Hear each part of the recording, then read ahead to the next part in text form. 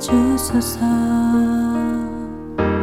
기뻐할 수 없는 삶에도 기뻐할 수 있는 용기 주소서. 오늘 우리에게 주신 하나님의 말씀은 사도행전 3장 1절에서 10절까지 말씀입니다. 제9시 기도 시간에 베드로와 요한이 성전에 올라갈새 나면서 못 걷게 된 이를 사람들이 메고 오니 이는 성전에 들어가는 사람들에게 구걸하기 위하여 날마다 미문이라는 성전문에 두는 자라.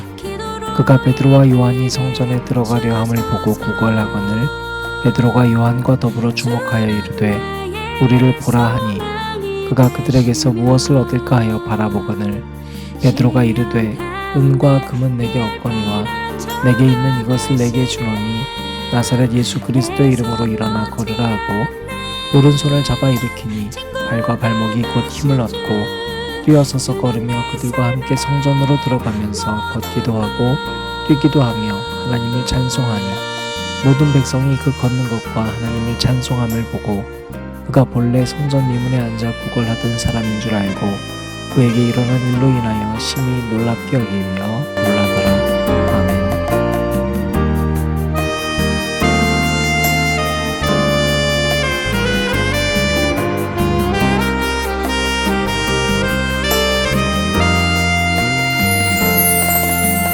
기뻐할 수 없는 삶에도 기뻐할 수 있는 용기 주소서. 세상에 낙심만 될 때도 주를 바라보게 하소서. 근심에 두려움 밀려올 때 기도로 이기림 주소서. 주는 나의 소망이 되시며 시험 가운데 피할 피난처가 되시는 내 손 놓지 않는 친구가 되신 주. 주는 내 삶의 모든 것. 주는 내 삶의 모든 것.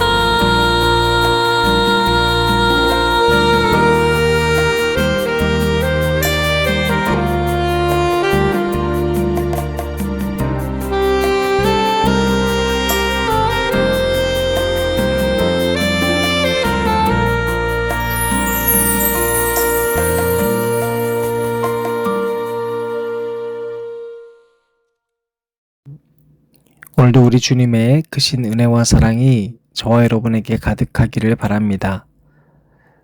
오늘 우리는 사도행전 3장을 읽습니다. 제가 참 많이 읽었던 본문 말씀이고 여러분들과도 참 많이 나누었던 말씀입니다. 네, 그도 그럴 것이 저는 이 본문 말씀을 통해서 많은 것들에 대한 깨달음을 얻었기 때문입니다. 오늘 여러분들과는 아름다운 교회 세우기라는 주제로 이번 주에 나누려고 하고요. 그 중에서 첫 번째 시간입니다. 먼저 우리가 사도행전 2장에서 중요했던 장면들을 놓쳐서는 안 되는데요. 사도행전 2장이 오순절날에 임했던 성령님의 임재 사건이 있어요. 그런데 그때 성령님의 임재에 있어서 가장 중요한 것은 언어의 소통이었습니다. 사도행전 2장 4절에 그들이 다 성령의 충만함을 받고 성령이 말하게 하심을 따라 다른 언어들로 말하기를 시작하니라, 이렇게 기록되어 있습니다. 다른 언어라는 것은 무엇일까요? 다른 언어는 서로 소통이 되지 않는 언어가 아닙니다. 서로 다른 소리 하는 게 아니라 다른 언어들로 말하지만 그 자리에 모였던 각자의 지역에서, 각자의 나라에서 왔던 디아스포라 유대인들이 자기가 속한 언어로 들리기 시작한 걸 말합니다. 여러분, 청자들이 언어를 공부해서 들린 게 아닙니다. 또는 화자가 청자의 각국의 언어를 일부러 공부해서 말한 것도 아니에요.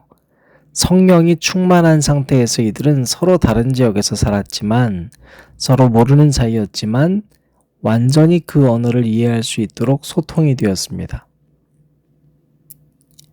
여러분, 성령이 충만한 은혜는 무엇이냐면 막힌 담이 헐어지는 겁니다. 그리고 대화가 되는 것입니다. 그 성령 충만한 초대교회의 역사가 있고 나서 교회는 어떤 모습을 보였는가? 2장 44절에서 47절에 보면 믿는 사람이 유무상통의 삶을 살았다라고 기록하고 있습니다. 자, 그리고 나서 3장, 우리가 오늘 읽게 된 본문 말씀이 이어지는 건데요. 자, 여기서 우리가 생각해 봐야 될 것은 나면서부터 걷지 못한 사람이라고 번역된 한 사람이 나온다는 겁니다. 예전에 개역 성경에서는 이것을 우리가 앉은뱅이라고도 불렀었죠. 그런데 그 용어 자체가 사실 지체장애인을 비하하는 비하 용어거든요. 그래서 그 언어를 바꾼 겁니다. 자, 어찌됐건 나면서 걷지 못한 사람에 대한 이야기가 나오고 날마다 미문 밖에 있었던 그 한 사람을 베드로 요한이 마주치게 됐습니다. 그리고 그 거린과 베드로와 요한의 눈이 마주쳤습니다. 결국 그들의 발과 발목이 힘을 얻고 뛰어서서 걸으며, 자, 여기까지가 우리가 많이 알고 있고 설교를 들었던 내용입니다. 성령께서 역사하셔서 어떤 장애인 그를 고쳤고 그 거린을 회복시켰다라는 내용으로 우리가 알고 있습니다. 그런데 여러분, 그게 다가 아닙니다. 성경은 지금 그 얘기를 하고 싶었던 게 사실 아닙니다. 성령 충만한 교회가 된다는 것은 바로 8절 부분부터 포인트가 있습니다. 뛰어서서 걸으며 그들과 함께 성전으로 들어가면서 걷기도 하고 뛰기도 하며 하나님을 찬송하니 모든 백성이 그 걷는 것과 하나님을 찬송함을 보고 함께 성전 안으로 들어갔습니다. 여러분, 우리가 꼭 알아야 될 교회의 성령 충만한 모습은요, 시혜자와 수혜자의 관계를 철폐하는 겁니다. 같아지는 겁니다. 여러분, 지금 요한과 베드로는 내가 너를 낫게 했다고 의시되면서 그 사람을 뒤따르게 하지도 않았습니다. 똑같은 위치에서 함께 예배자로 들어갔습니다. 그것을 모든 백성들이 봤다고 표현되어 있는데 성전 미문 안에 있는 사람들의 반응은 어땠는가? 10절에 보면 그가 본래 성전 미문에 앉아 구걸하던 사람인 줄을 알고 그에게 일어난 일로 인하여 심히 놀랍게 여기며 놀라니라. 여러분, 이 존재는 성전 미문에 앉아 구걸하던 나면서 걷지 못한 사람이었는데 늘 그 자리에 있어야 되는 사람이었는데 아니 이 안에 들어왔다는 게 놀라움이었습니다. 그래서 놀랍게 여기며 놀란다 라고 기록하고 있습니다. 이들의 놀라움은 바로 베드로에 의해서 반박되는데요. 12절에 보면 베드로가 이것을 보고 백성에게 말하여 이르되 이스라엘 사람들아 이 일을 왜 놀랍게 여기느냐? 우리 개인의 권능과 경건으로 이 사람을 걷게 한 것처럼 왜 우리를 주목하느냐? 사랑하는 여러분, 오늘날 우리 교회들이 성령 충만한 교회가 되기 위해서 꼭 버려야 할 것이 하나가 있습니다. 바로 시혜자의 위치에 서 있었던 옛 모습을 버려야 됩니다. 여러분, 우리가 이제 2주 뒤면 임직식을 갖게 됩니다. 여러분, 신앙생활 오래 했다고 주어지는 것도 아니고 내가 더 많이 알아서도 아닙니다. 집사가 되고 권사가 되고 장로가 됐다고 권력이 세지는 거라고 착각하시면 큰일 납니다. 오히려 우리는 그러한 관계를 개혁해 가야 합니다. 여러분, 우리가 이번 주에 아름다운 교회 세우기라는 주제로 첫 번째 나눌 이야기가 바로 이 시혜자의 논리입니다. 많은 교회들이 하나님께 은혜를 받았다고 이야기하면서 그 은혜를 가지고 모여진 봉헌물을 가지고 타인을 도울 때 시혜자의 위치에 서 있을 때가 너무너무 많습니다. 우리가 이만큼 일했다고 과시하고. 여러분, 우리는 바로 그러한 옛 모습들을 철저히 회개하고 이제 어떤 사람과도 같은 위치에 서 있을 수 있어야 합니다. 부디 저와 여러분이 참된 예수님이 주인 되신 교회를 세워나가기 위해 시혜자의 논리로서 군림했던 모습들을 이제는 지우고 오늘 본문 말씀 속에 요한과 베드로처럼 함께 수평을 일구어가는 저와 여러분 되시기를 바랍니다. 내일도 이어서 이 주제를 가지고 이야기를 할 텐데요. 여러분 오늘 하루 여러분이 살아가는 공간에서 먼저 수평성을 잘 회복해 가시기를 축복합니다. 기도하겠습니다. 하나님 감사합니다. 오늘 우리가 사도행전 3장 말씀을 읽으며 주님께서 원하시는 것이 무엇인지를 깨닫게 해주시니 감사합니다. 하나님, 언제나 내가 주목받길 원하고 내가 위에서 군림하길 원하고 그렇게 살다 보니 수평성을 상실한 우리 모두에게 이제는 시혜자의 자리를 버리고 주님과 함께 그리고 주님이 원하시는 영혼과 함께 서는 그런 한 사람 한 사람 되게 하여 주옵소서. 예수님 이름으로 기도드렸습니다. 아멘. 매번 넘어지고 항상 등 돌려도 슬퍼하시며 기다리시는 분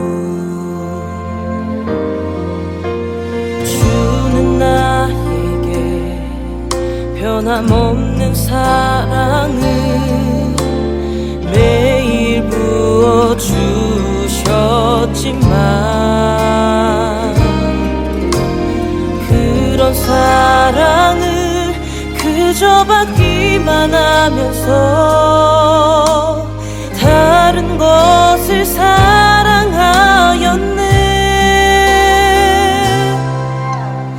나는 주님을 사랑할 수도 없고 바랄 수도 없는 죄인입니다.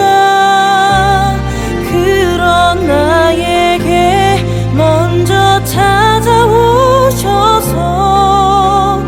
내 딸아 너를 내가 사랑한다 하시네.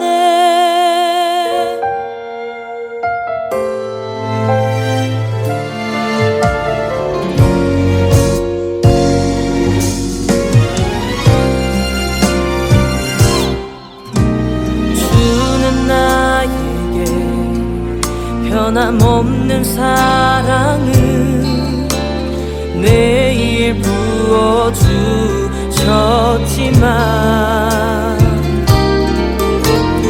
그런 사랑을 그저 받기만 하면서